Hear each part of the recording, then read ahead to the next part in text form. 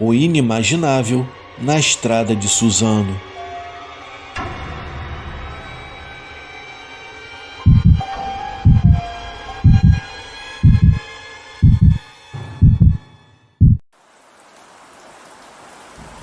Boa noite a todos do canal. O meu nome é Vinícius. Eu moro em Suzano, no estado de São Paulo. Eu quero contar algo estranho que aconteceu, pois eu venho de uma família que sempre foi palco de histórias assustadoras. O que eu irei compartilhar com vocês aconteceu com meu falecido avô e foi no ano de 1986. Naquela época, os meus avós moravam em uma pequena cidade no estado de São Paulo, no centro, em uma casinha simples, pois na época as coisas eram difíceis para a nossa família. No mesmo período, o meu avô começou a trabalhar na usina de uma cidade vizinha e por conta disso ele saía bem cedo de casa e retornava já quase anoitecendo. Era uma jornada longa e bem cansativa, mas ele era um homem corajoso e segurava todo esse peso, porque ele era do tipo que não tinha medo de nada. Todo dia ele saía pedalando com a sua bicicleta pela rodovia, andava com toda a calma do mundo, mesmo com todo o movimento pesado de veículos. Certo dia, aconteceu um imprevisto. Depois do trabalho do meu avô, o fiscal da usina teve que ter uma longa conversa com ele e com isso acabou perdendo a hora e voltando para casa bem mais tarde que o habitual. Quando meu avô estava saindo da usina, já eram quase 9 da noite e percebendo que o horário estava avançado, ele logicamente ficou nervoso, já imaginando que minha avó naquela altura estaria preocupada com ele. Como sabem, naquela época não tinha celular com WhatsApp e nem rede social para nós nos comunicarmos. E eles, sendo pobres, até telefone era um problema. Com isso, rapidamente, o meu avô se despediu do fiscal, pegou a bicicleta e foi embora. Ele conta que naquela noite havia um ar frio, um pouco diferente do normal que estava sempre presente. A lua estava clara, iluminava a estrada que estranhamente naquela noite estava com poucos carros. Ele conta que sentiu algo estranho com ele, mas procurou não dar bola para nada daquilo e continuou o seu longo caminho até em casa. Passados uns quilômetros do caminho, ele se virou numa curva e ao longe viu algo que parecia uma pessoa, mas que também estava andando de bicicleta pelo acostamento.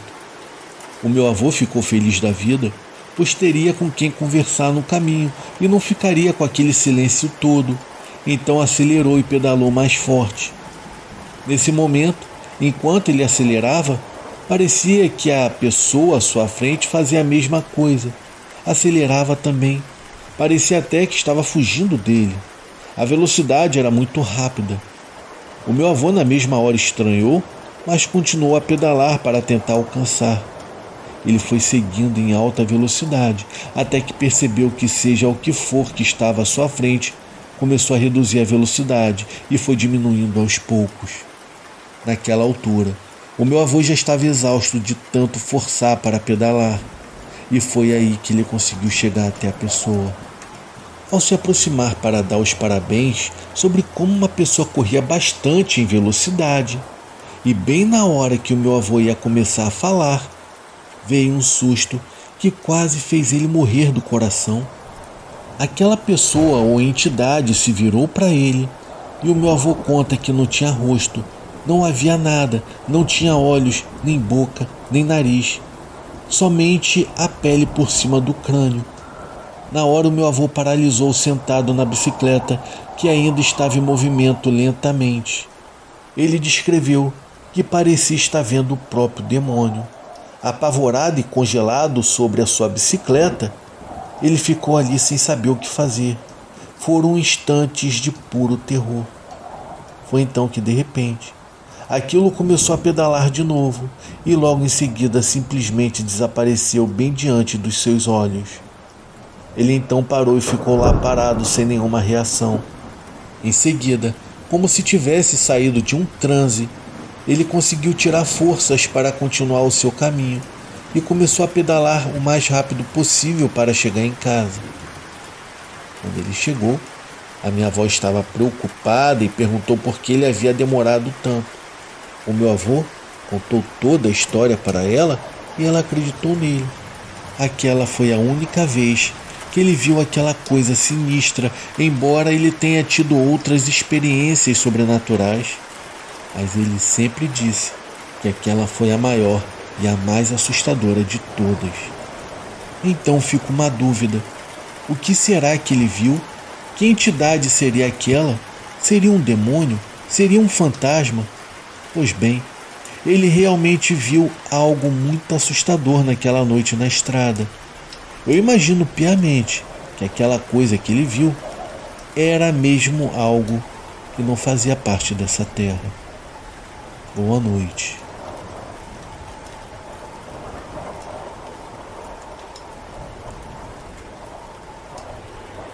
Ele ouviu a voz do diabo.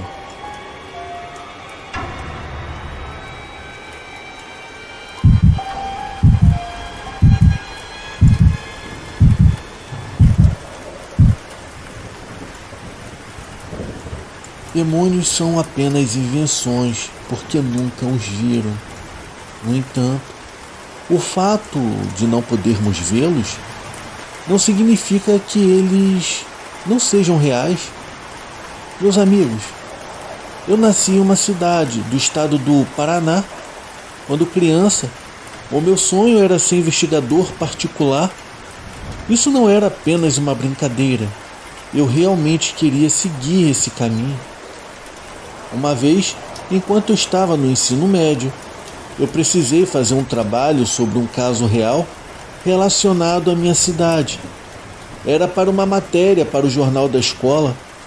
Eu aproveitei a oportunidade para fazer o que mais gostava, que no caso era investigar.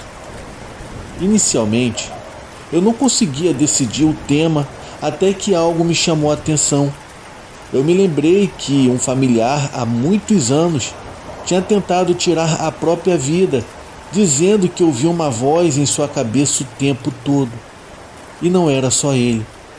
Um colega da escola primária e até um vizinho também passaram por algo semelhante. Sem muito esforço, eu me lembrei de outros casos parecidos que eu já tinha quase esquecido. Isso despertou meu interesse e eu comecei a pesquisar mais sobre o assunto. Descobri que haviam muitos relatos semelhantes. Na maioria das vezes, as vítimas eram homens, mas ninguém dava a devida atenção a esses casos. Primeiro, eu decidi investigar o que aconteceu com essa pessoa da minha família, que no caso era o meu tio. Perguntei à minha mãe sobre ele e a sua expressão mudou rapidamente, pois ela não gostava de falar do assunto. Eu, por minha parte, insisti tanto que ela acabou me contando.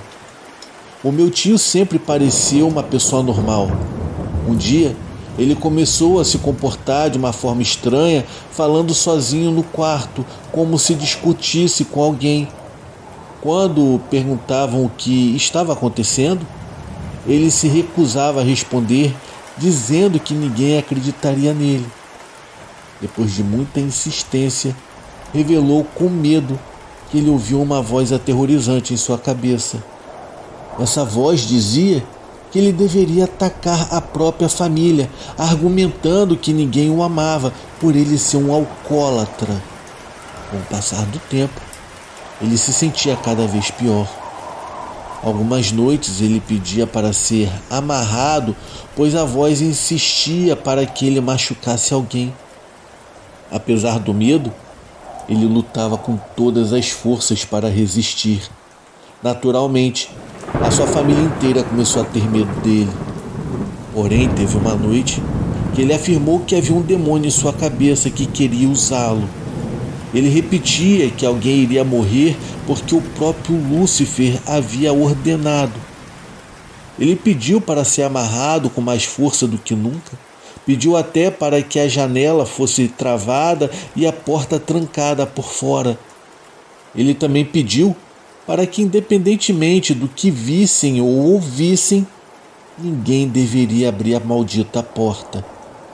A família, preocupada, fez o que ele havia pedido e passou a noite em alerta. No dia seguinte, encontraram meu tio desacordado aos pés de uma árvore no quintal. Ele tinha arranhões, hematomas e uma expressão de terror no rosto. O mais estranho era que ninguém ouviu barulho algum durante a noite. Além disso, a porta e a janela estavam trancadas, exatamente como haviam deixado. Parecia que alguém o tinha atacado.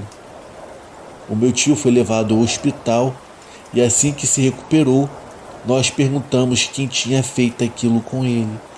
A sua resposta deixou todos aterrorizados. Ele disse que um demônio o tirou de lá, como em um sonho, e tentou enforcá-lo na árvore. Ao investigar, encontraram marcas no corpo dele e pegadas no chão, mas elas eram estranhas.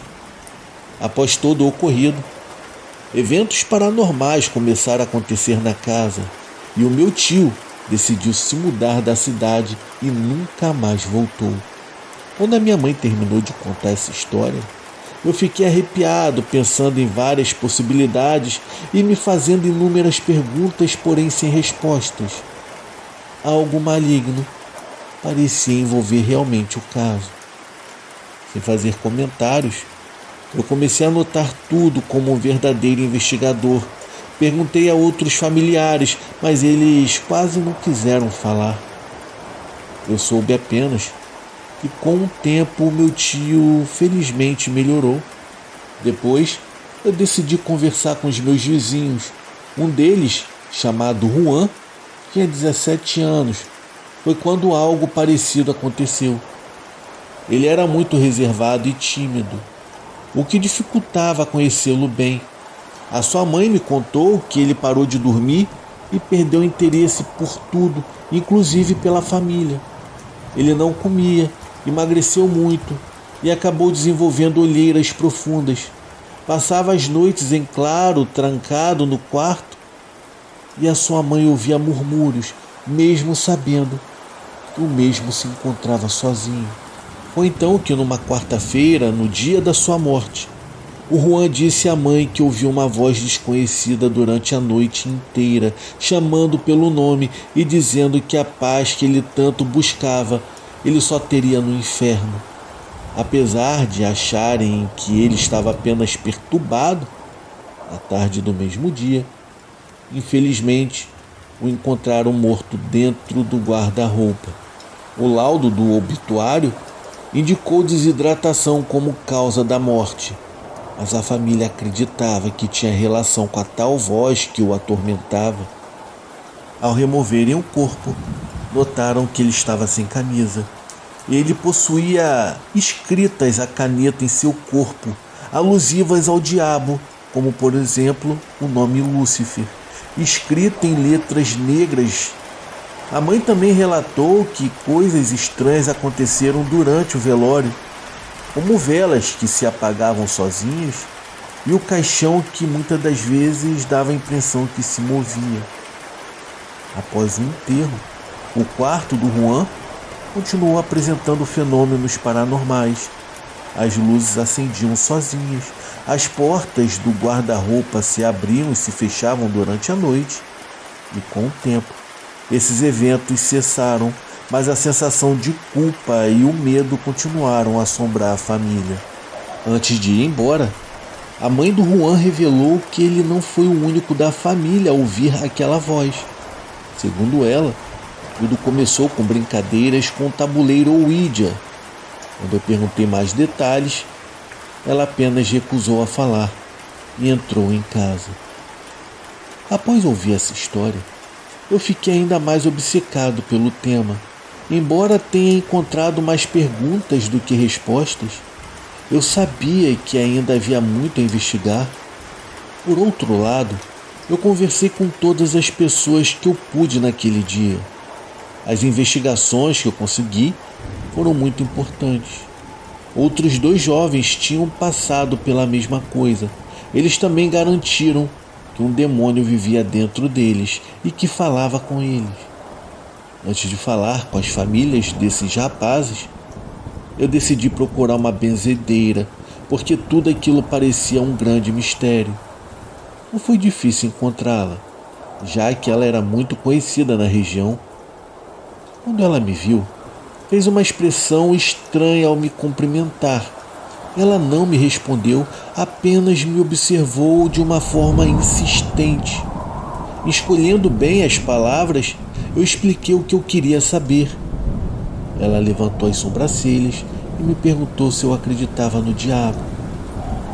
Naquela época, para falar a verdade, eu era bem cético, mas mesmo assim eu respondi que sim, que eu acreditava. Ela então começou me dizendo que existem demônios vagando pela terra, buscando a quem devorar. Ela até explicou que as pessoas têm uma ideia errada da aparência do diabo ou dos demônios e que as impede de conhecê-los ou senti-los, tornando-os ainda mais perigosos. Mas segundo ela, também existem demônios que só aparecem quando são invocados por rituais satânicos ou por práticas inadequadas.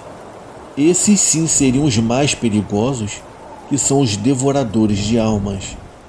Ela disse ainda que o mais temível de todos é o próprio Lúcifer, que pode se materializar onde quiser, inclusive se manifestando através de brincadeiras com espíritos, e uma dessas brincadeiras é a tal da tábua Ouija. Percebendo meu interesse, ela explicou que o Ouija é uma tábua espiritual usada para entrar em contato com os mortos. Contudo, se utilizada de forma imprópria, ela pode liberar demônios capazes de atacar os humanos. E segundo a benzedeira, muitos anos atrás, quando a cidade ainda era uma vila, um terrível demônio havia sido libertado, talvez por descuido ou talvez por até maldade. Este se atormentava suas vítimas a ponto de fazê-las pensar em tirar a própria vida. Ele escolhia pessoas vulneráveis e Lúcifer as enxergava como presas fáceis. Ele não só enfraquecia a saúde física, como também destruía sua força espiritual.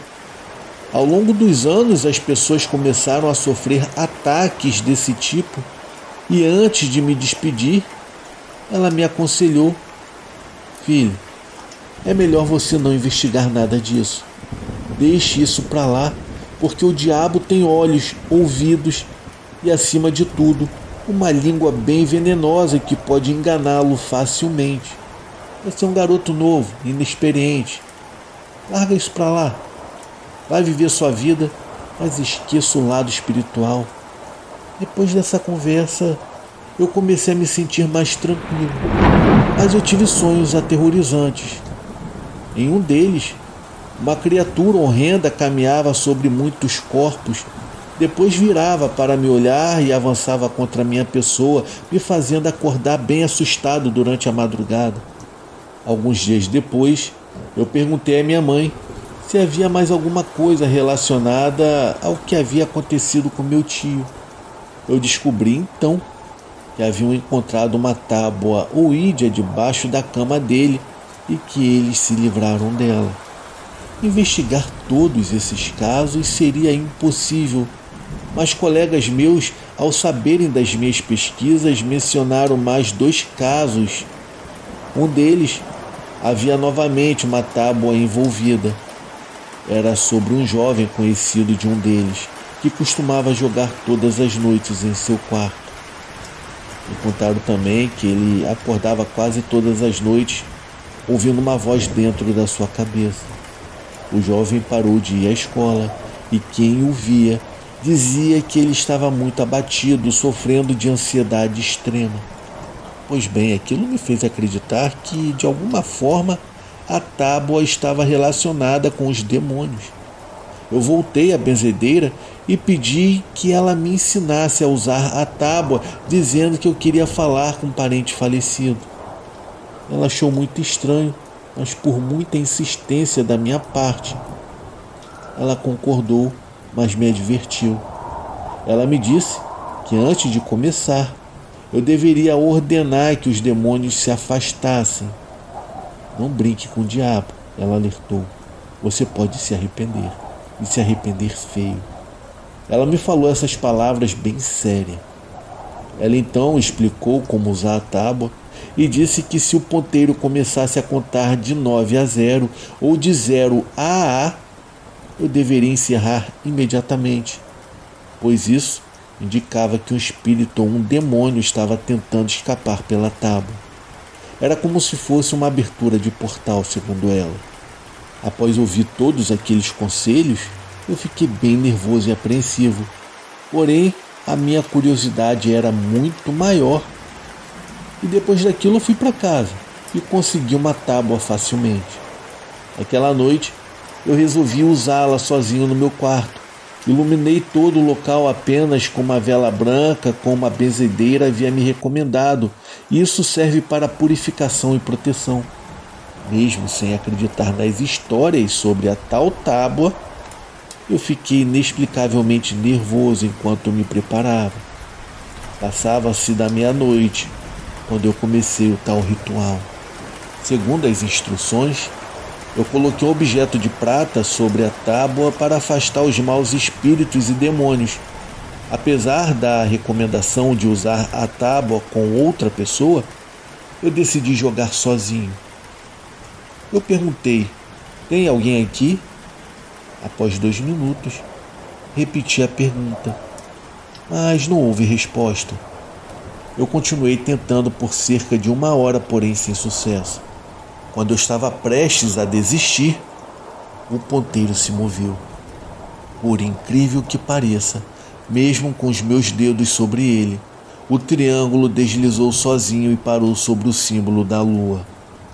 Isso eu sabia que indicava a presença de algum espírito maligno. Sem interromper o contato, perguntei o seu nome, mas não obtive resposta. Hesitado, eu perguntei: você é um demônio? O silêncio continuou. Então percebi que o ambiente ao meu redor havia mudado. De repente, o ponteiro começou a se mover lentamente e a fazer círculos e a formar o número 8. Apavorado ao ver aquilo, eu não sabia o que fazer. Quando recuperei a coragem, eu decidi encerrar o jogo. Me levantei rapidamente, talvez por puro nervosismo, pois a sensação estranha no ambiente persistiu por alguns minutos. Ao acender a luz do meu quarto, eu acabei me acalmando e aquela opressão que estava no meu peito desapareceu. Eu escondi a tábua para que ninguém na minha casa soubesse o que eu havia feito, porém, mesmo assim, eu fui dormir muito nervoso. Durante a noite, eu senti um calor intenso e fortes pontadas no corpo. Aquela experiência, no entanto, foi apenas o começo de algo ainda mais assustador. Naquela manhã, eu acordei com uma voz desconhecida e quando eu abri os meus olhos, eu vi que o sol estava quase nascendo. Olhei ao redor, mas tudo estava em silêncio.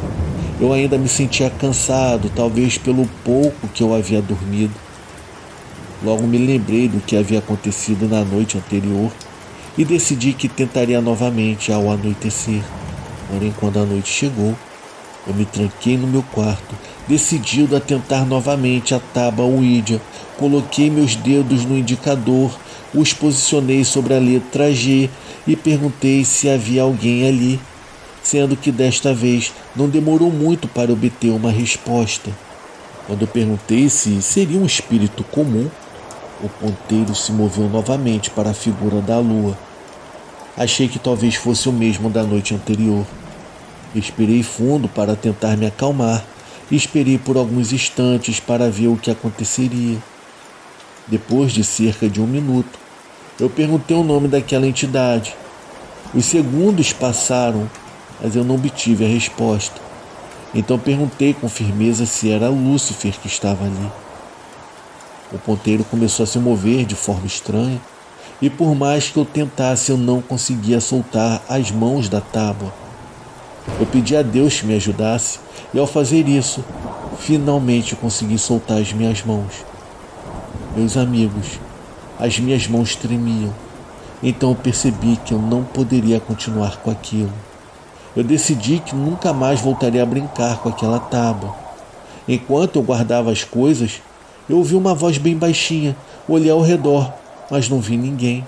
Logo me lembrei de que pela manhã eu já havia escutado uma voz parecida e após alguns minutos aconteceu de novo. Eu comecei a ficar apavorado, pensando que tudo poderia estar na minha cabeça. Esses episódios começaram em um sábado, mas no domingo pela manhã eu fui novamente despertado por uma voz desconhecida. Aquilo começou a me assustar cada vez mais, mas eu tentei encontrar uma explicação lógica. No fundo, eu sabia que tudo era consequência de ter brincado com aquela tábua. Com o passar dos dias, aquela voz acabou se tornando mais constante e os pesadelos começaram a ficar mais frequentes e assustadores. Eu estava completamente abalado. O pior aconteceu em uma noite, quando eu ouvi a voz dizendo que eu deveria me machucar, que eu não precisava ter medo, pois se por acaso alguma coisa me acontecesse, eu renasceria. Eu estava apavorado. A voz insistia tanto em me convencer a fazer mal a mim mesmo. Eu passei a noite inteira lutando contra isso, tentando resistir. No dia seguinte, eu contei tudo aos meus pais e pedi ajuda, pois eu sabia que não aguentaria outra noite. Nós procuramos ajuda, mas ninguém parecia acreditar em mim ou entender o que estava acontecendo comigo. Eu fui enviado para psicólogos e os meus pais, que sempre acreditaram em mim, não desistiram. No entanto, as opções de ajuda se esgotaram. Como último recurso, fomos procurar aquela benzedeira, que, irritada, lembrou aos meus pais que já tinha me avisado que a tábua ou ídia não era brincadeira. Ela nos orientou a rezar, temendo que fosse Lúcifer o responsável pela minha tormenta, pois se fosse ele, seria muito difícil que eu me libertasse. A benzedeira iniciou um ritual para tentar me libertar. Usando ervas, realizou uma pequena limpeza espiritual em mim. Pediu que eu fosse forte enquanto ela rezava. Colocou uma tábua ouídia diferente em cima das minhas pernas. A sua expressão era séria e eu podia sentir o peso daquele momento. De repente, o ponteiro começou a se mover rapidamente. A voz voltou ordenando que eu soltasse o triângulo e interrompesse o contato. A voz dizia que Deus não se importava comigo e que eu estava sozinho naquele sofrimento. Eu lutei contra o meu medo e continuei. Foi aí que, de repente, eu tive uma sensação estranha, como se eu estivesse despertado de um sonho pesado. Eu não sei quanto tempo havia se passado, mas ao final do ritual, eu senti um grande alívio. A curandeira me aconselhou a destruir a tábua e nunca mais brincar com ela. Meus amigos, eu demorei para me recuperar completamente. Por dias eu ainda acordava durante a noite achando que eu estava ouvindo aquela voz terrível. Era um medo extremo que me acompanhava e talvez eu nunca me recupere por completo. O que mais me inquieta é saber que outras pessoas podem estar passando por algo parecido, porém sem receber ajuda ou compreensão. Hoje em dia, eu evito falar sobre o que aconteceu comigo. Eu nunca finalizei aquele trabalho de pesquisa e nem pretendo retomá-lo. Boa noite.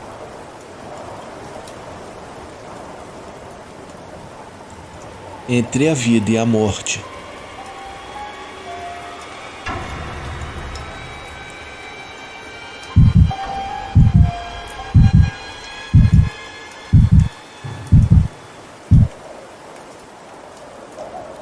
Boa noite, meus amigos. Eu me chamo Adriano. Atualmente eu tenho 38 anos de idade e moro em São Paulo. Na época do ocorrido, eu morava no bairro de Parelheiros. E o que eu irei compartilhar aconteceu no ano de 2020. Naquela época eu estava trabalhando como motorista de aplicativo e tinha uma rotina muito pesada. No decorrer daquele tempo, eu passei por várias situações perigosas com esse trabalho. Cheguei a precisar fugir de tentativas de roubo. Algumas vezes foi bem insanas. Por sorte, nada de pior aconteceu comigo. Mas acabei passando por uma situação totalmente peculiar e apavorante que me marcou demais. Em uma cidade grande e violenta como São Paulo, Já não dá para se surpreender com nada. Pelo menos era o que eu pensava até aquela noite. Enfim, eu vou contar o que aconteceu. Como havia comentado na ocasião, eu me vi obrigado a começar a trabalhar como motorista de aplicativo por conta de toda a crise que tivemos na pandemia da Covid. Até então, eu trabalhava em um escritório de contabilidade que se aproveitou da situação para demitir alguns funcionários e eu acabei entrando nessa lista. Não foi uma época fácil, mas eu fiz o que precisava para me manter. Por sorte, eu ainda não era casado e não tinha filhos, o que facilitou um pouco a minha vida. Tudo mudou muito quando eu decidi fazer essa transição de trabalho.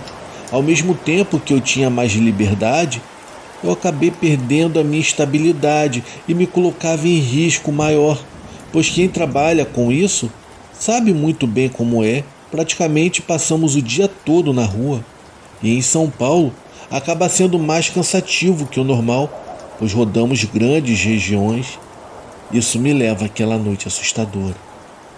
Eu passei o dia todo rodando pela cidade e por conta de uma corrida mais longa, é claro, lucrativa, eu vivenciei uma situação de vida ou morte.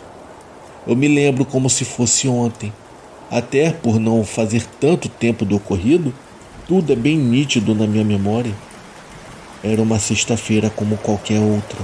Eu estava bem cansado da semana corrida e os meus planos eram tentar fazer o máximo de corridas naquele dia para tirar o sábado e descansar um pouco. Eu comecei com a minha rotina bem cedo.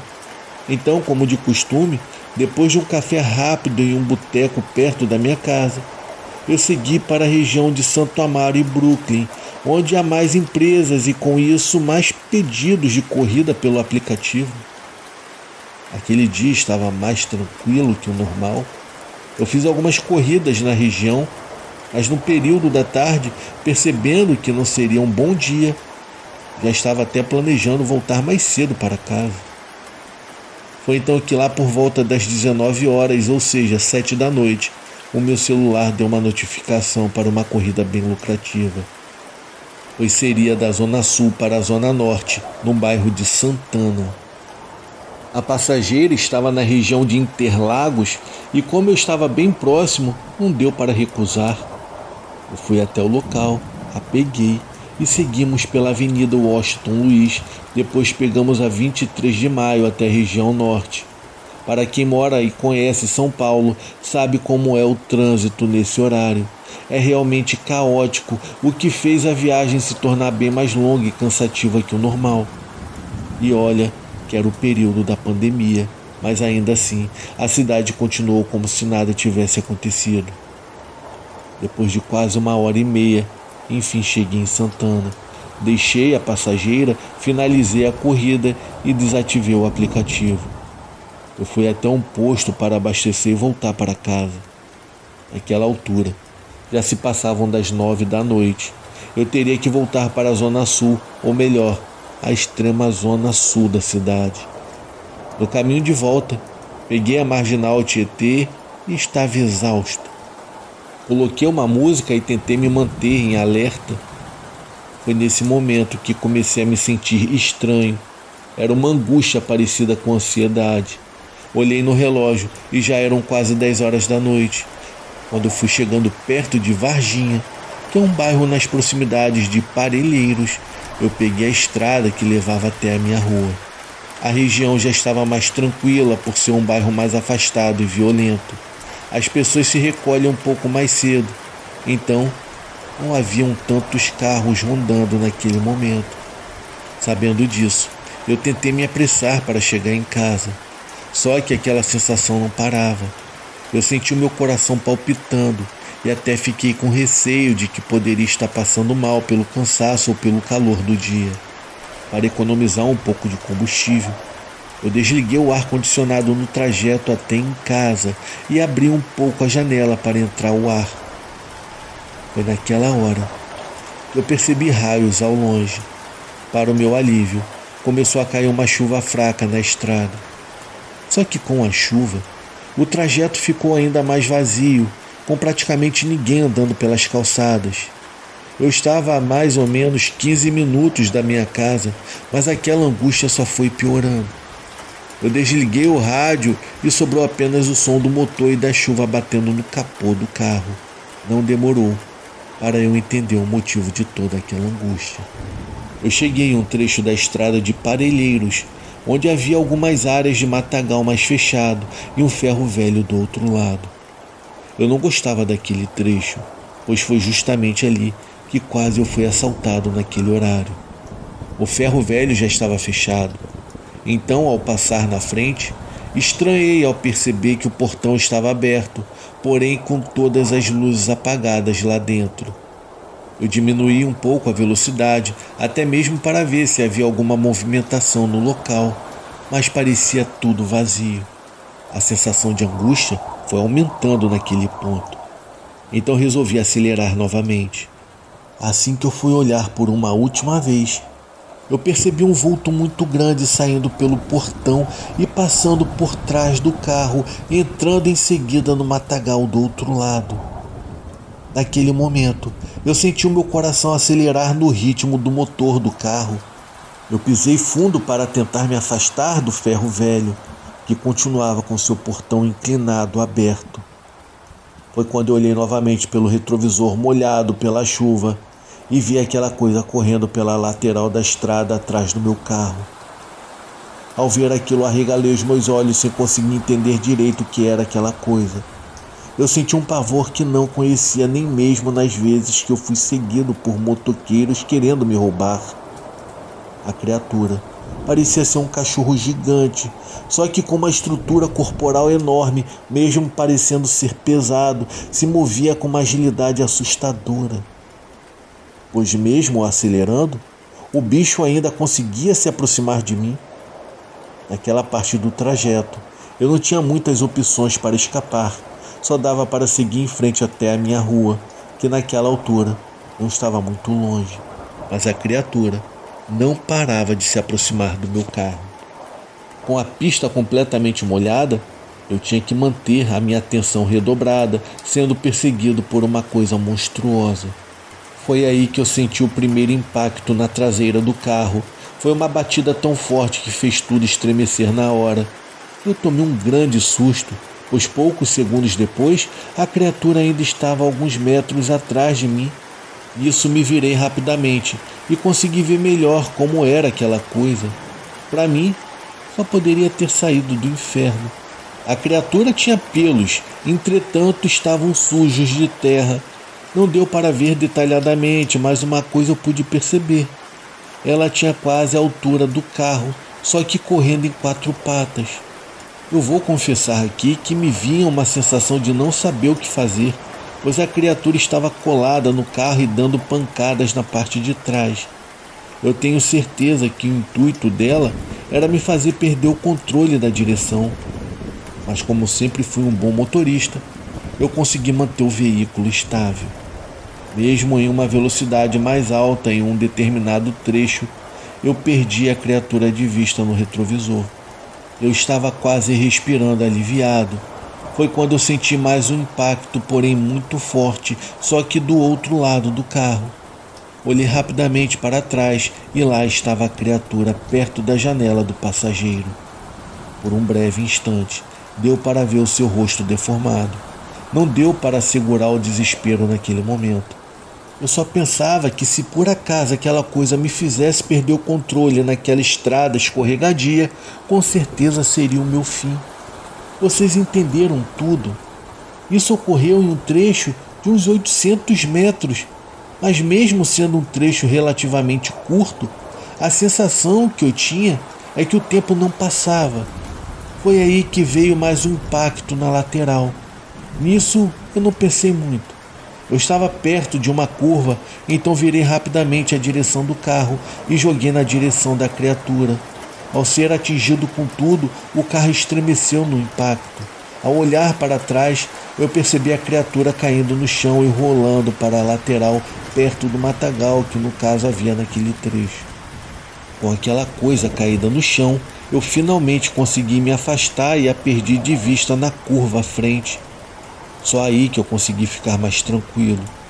Também eu já estava chegando em minha rua, onde já havia um pouco mais de movimento, o que me deixou um pouco mais aliviado. Só que o medo ainda estava tomando conta de mim. Acho que só quando eu guardei o carro na garagem e me sentei no sofá de casa é que passei a entender o que tinha acabado de vivenciar. E não foi nada fácil, pois eu sequer acreditava nessas coisas sobrenaturais. Só algum tempo depois, pesquisando sobre essas coisas, é que eu cheguei à conclusão que realmente eu havia sido perseguido por um lobisomem. Eu estava tão desorientado e cansado que só fui ver os danos no carro no dia seguinte. E não foram poucos. Os dois lados da lataria estavam com muitas batidas e amassados. Então, além de quase ter perdido a minha vida, eu tive um prejuízo muito grande, pois para continuar trabalhando eu teria que arrumar o veículo e isso não foi nada barato. Por conta disso, eu perdi alguns dias sem trabalhar, mas de certa forma não foi tão ruim, pois eu pude tirar uns dias para me recuperar daquela noite apavorante. Depois de 4 anos desse ocorrido, eu ainda me questiono como uma criatura dessas vaga livremente em plena cidade de São Paulo e como isso não foi revelado pela grande mídia ou pelas testemunhas dessa criatura. Acho que provavelmente as pessoas ficam com receio de contar e serem consideradas loucas. Esse foi o meu caso, por isso levei tanto tempo para relatar tudo que eu vivenciei naquela noite. Enfim, esse foi o meu relato. Eu nunca contei isso para ninguém antes. Eu mesmo não sei explicar o que era aquela coisa que me perseguia, mas tenho certeza que não era um simples cachorro, pois o estrago que fez no meu carro era de algo muito forte e sobrenatural, e ainda tinha uma velocidade fora do comum. Para mim, aquela criatura só poderia ser de fato um lobisomem. Atualmente, eu moro na região de Interlagos. Não trabalho mais como motorista de aplicativo. Eu voltei para a minha área de contabilidade. Eu só sei que jamais irei me esquecer aqueles momentos de pura tensão e medo que eu passei. Depois que eu me mudei, eu não tive mais que passar por aquela região. E sinceramente, eu espero nunca mais precisar, pois naquela noite eu vivi momentos completamente assombrosos.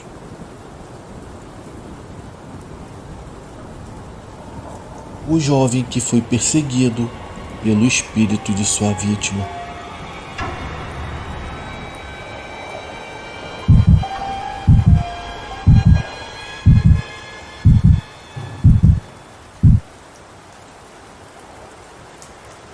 Boa noite a todos os inscritos desse canal maravilhoso.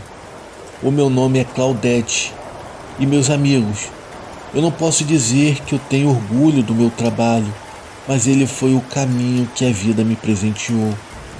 Eu não vou negar que foi uma orientação movida por coisas fora do meu controle, mas que também me abriu oportunidades, que em outras circunstâncias talvez eu nunca teria tido.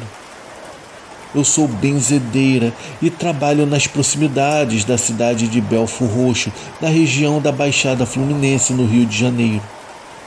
Quando a violência começou a piorar na região, eu comecei a receber trabalhos diferentes, porém muito mais perigosos. Esses atendimentos vinham muitas vezes de pessoas envolvidas com grupos de criminosos, o que me deixava muito apreensiva. Porém, como toda benzedeira, parecia que eu era vista como uma exceção, alguém que tratava das pessoas sem discriminação. Mesmo assim, eu temia pela minha segurança. Certa tarde, em meu consultório, que ficava uma casinha separada onde eu morava, chegou um jovem. Ele tinha apenas 21 anos de idade e estava em péssimo estado. Ele parecia muito nervoso, pálido, extremamente magro. Pela aparência e pelos itens que ele carregava, era claro que ele estava envolvido com atividades da região. Contudo, ele logo esclareceu que não consumia e nem vendia substâncias ilícitas.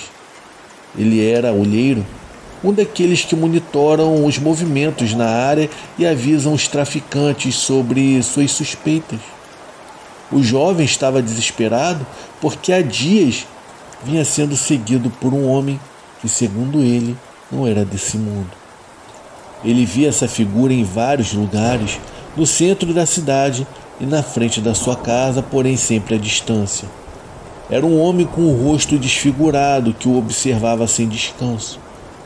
A situação ficou insustentável quando o jovem viu esse homem dentro da sua própria casa, na sala de estar. Ele manchava o chão com sangue, mas quando outra pessoa da família aparecia, o espírito sumia. Para ele, aquele espectro parecia tão real que era impossível ignorá-lo. Mas eu percebi que o jovem não estava sendo completamente honesto comigo. Era evidente que ele escondia algo importante. Mas como benzedeira, eu tinha o dever de ajudá-lo, mesmo que isso representasse um risco para mim. Então eu disse a ele: olha, meu filho, você está carregando um espírito. Ele está aqui, lá fora na porta, esperando por você. Agora me diga a verdade. O que aconteceu para esse espírito estar te seguindo? Quanto mais cedo você me contar, é melhor, pois eu vou poder te ajudar. Foi aí que ele começou a tremer. Com a voz fraca e quebrada, ele revelou que há cerca de um mês participou de um assalto em uma rua próxima e durante o crime ele abordou um homem que implorou por sua mochila, alegando que nela estavam documentos importantes de seu trabalho. Eles começaram a brigar e o jovem acabou atirando no homem, tirando-lhe a vida. E desde então, ele acreditava que o espírito da vítima o seguia, o atormentando. Ao ouvir aquela confissão, meu coração pesou. Não foi fácil ouvir essa história, especialmente quando eu comecei a pensar na dor que o homem morto e na sua família devem ter sofrido. Poderia ter sido eu ou qualquer outra pessoa no lugar daquela vítima. Porém, o meu papel ali era ajudar. Eu realizei os procedimentos que costumo usar em situações desse tipo, pedindo também que o jovem fizesse orações e buscasse o perdão da alma que o perseguia. Ele fez tudo o que eu pedi, e eu me senti mal por ajudá-lo, pois ele havia cometido algo terrível. O jovem me pagou muito bem pelo atendimento, um pagamento que, para ser honesta, eu preferia até não ter recebido. Uma semana depois, eu vi seu rosto no portal de notícias da cidade. Ele havia morrido em um confronto com a polícia. Eu senti um alívio estranho, como se a justiça divina tivesse feito seu papel. Eu não desejo justificar nenhum ato de violência, mas eu acredito piamente que quando alguém comete um ato cruel e intencional, ele acaba carregando uma dívida que eventualmente será cobrada. O jovem pagou a sua dívida cedo demais. Eu ainda tenho muitas histórias parecidas para contar e espero que vocês possam refletir sobre elas. Situações como essa desencadeiam outras consequências muito difíceis de imaginar. Quantas vidas, quantas famílias e quantos destinos não são impactados por nossas escolhas impensadas? Pense nisso, meus amigos. Esse é o meu relato. Muito obrigada pela atenção de todos. Fiquem com Deus e todos tenham uma ótima noite.